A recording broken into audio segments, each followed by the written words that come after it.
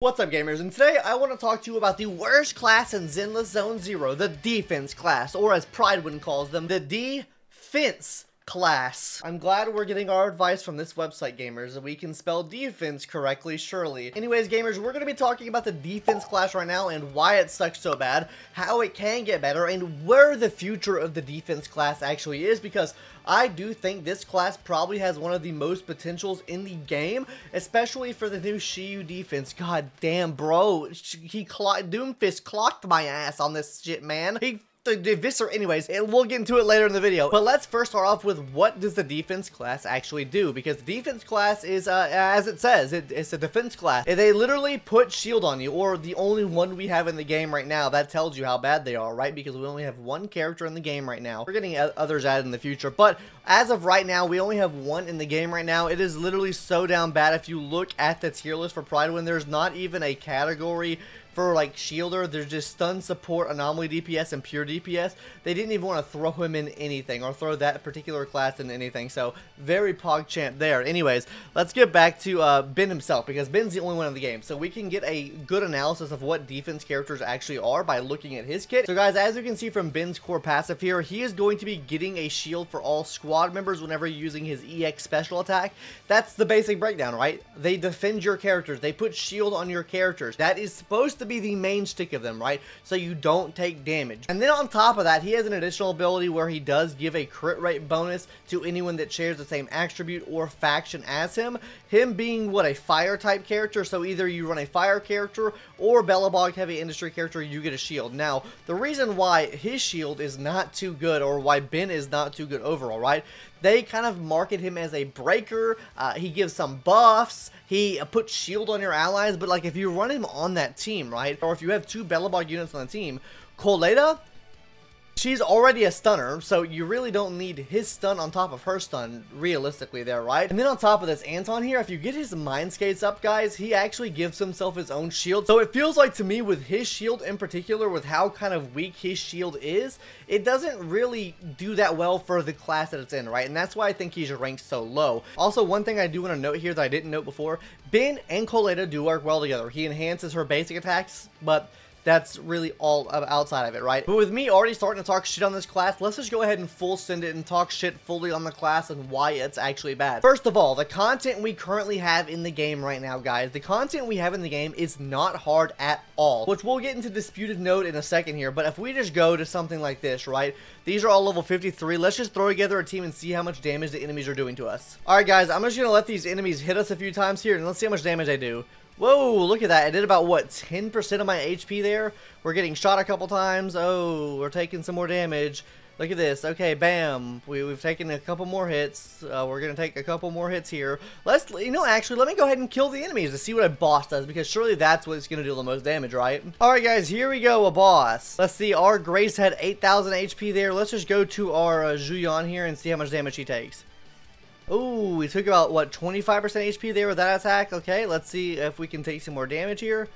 Oh, we took some more damage there. We took some more damage there. Oh, look at that. Look at that. How many more hits can we take? And also, keep in mind, okay, we did die there. That attack does do a lot of damage, that, whatever, missile attack there. But just look at the attack frequency here. 1, 2, 3, 4, 5, 6, 7. Okay, 7 seconds between that attack. 1, 2, 3, 4, 5, 6, 7, 8.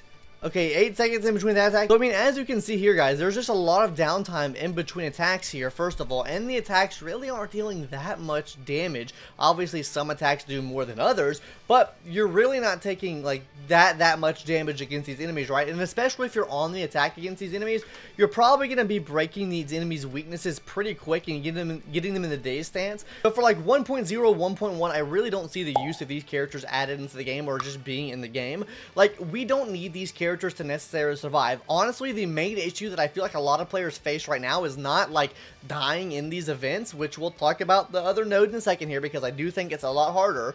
But overall, I don't think players are really worried about dying in the main Shiyu defense that rotates out. They're worried about doing enough DPS. DPS check is the main thing that people are worried about, and that is the one thing that this really doesn't bring to you, right? Like, sure, he gives a crit rate bonus, but overall, he's just giving a 16% crit rate bonus. He does kind of like shield breaky stuff. He does kind of like other things. Not really like a huge DPS increase for your main DPS on the field, so there's really no point of having him on the team. It's like having a wasted slot on your team. Like, I would much prefer to have a Shokaku on my team, which can provide some level of breaking the enemy's daze meter, and on top of that gives a fat buff, which allows me to do even more damage than having him, because like I said, everything right now in the game is a DPS check versus like a skill check or something like that. But let's get into how these characters can improve, because I do feel like the defense class is a very unique class, and the reason I say this is because we're getting 2 new defense characters added to the game, right? We're getting both Caesar and Seth added into the game, and the uniqueness I think they provide is actually fitting in niche scenarios and niche teams.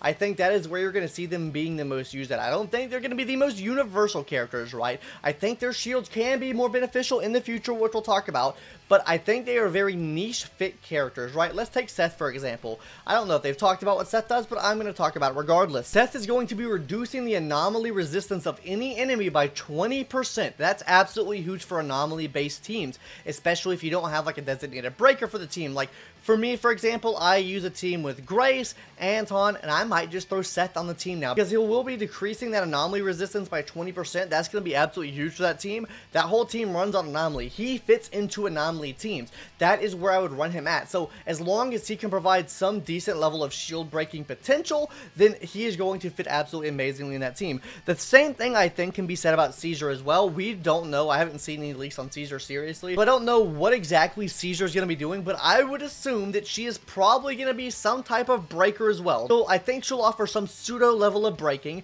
and then on top of this, I think she'll enhance the amount of physical anomaly buildup that you're able to do, or maybe do something with the anomaly class, or maybe even give you a crit rate, crit damage buff for the whole team, because she is going to have to be better than Ben and Seth, being the first 5-star, I guess, defense character in the game. I can see her outperforming both of those characters. Having her on your account will probably be super good. It'll probably fit in a niche very, very well. I think both Caesar and Seth kind of show the direction that this class is going overall, right?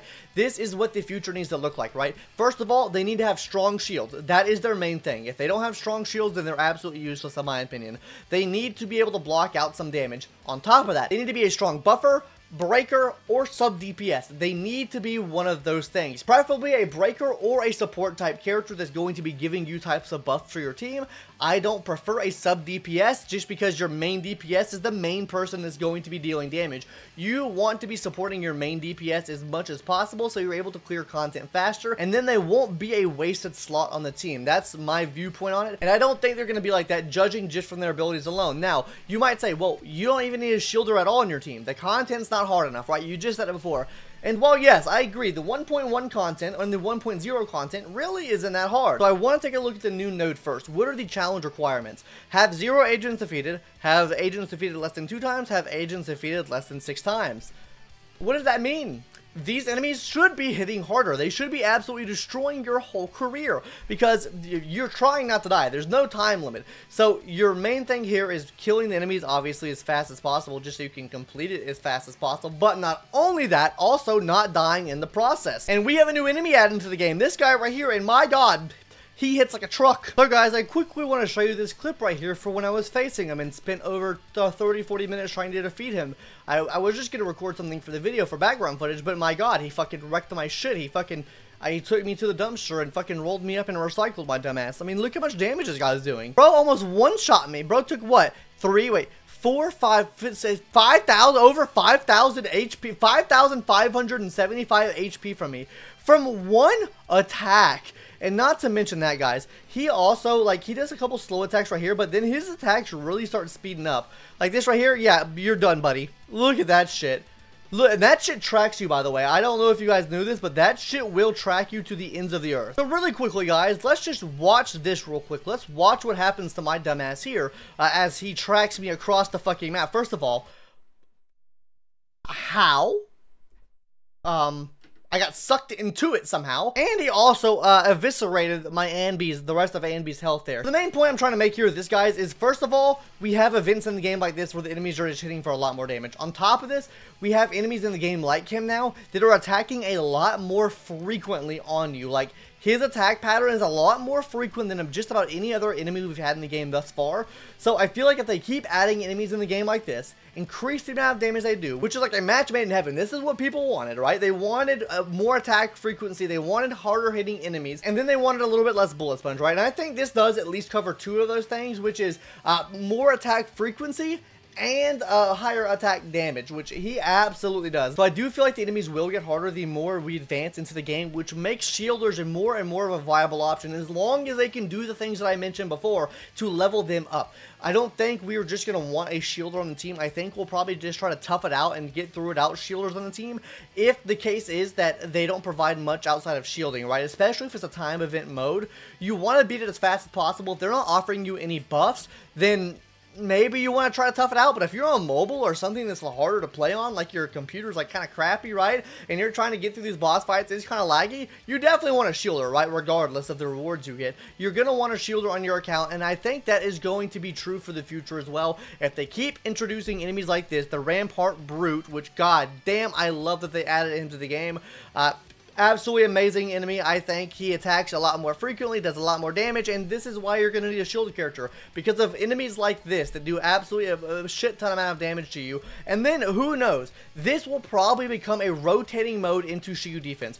We have not gotten the final stage of Shiyu defense added into the game yet, so who's to say that the critical node, they won't just swap between these two, right? Like critical node every 2 weeks, and then it also will swap to the other one every 2 weeks as well, which I gotta complete more of this today. Yeah, I just realized it's gonna reset today. Anyways, that's all that I really had to say for this video. What do you think about the shielding characters? Do you think it's the worst class in the game? Currently, I do think it's the worst class in the game. With the addition of Seth, with the addition of the new character coming to the game, it'll probably get better. Hopefully, they do some more things that really enhance the class. But yeah, I think you'll probably want to pull them in the future. Not gonna lie. That's where I see the game going. Anyways, see you guys later. Bye-bye.